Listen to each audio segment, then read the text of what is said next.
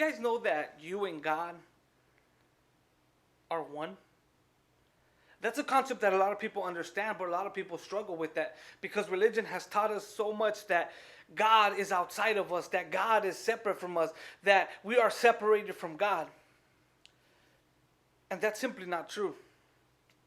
And go back to the first verses in Genesis where it says that God breathed into man, right? If you actually look into what that word means, the word for breath is actually translated to soul, to consciousness. So what the Bible is describing there is that God breathed in his consciousness inside of you. So the reason that you're conscious right now, the reason that you can think, the reason that you're aware of yourself right now, unlike animals and lower consciousness things, is because the consciousness of God is inside of you.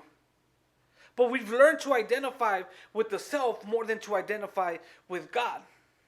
So then we create these separations through our ego that separate us from God. See, the true separation from God isn't sin. It's our own ego. It's our own mind or ego, right? Which kind of work the same. That tells you that you are separated from God. Let me put it this way. Let's just pretend that there is a river, right? And I grab some of that water from the river and I place it inside a balloon. Now, that balloon is now containing that water inside, right? It's containing that water. Now, that balloon is actually making it seem like the balloon is separate from the flow of the river.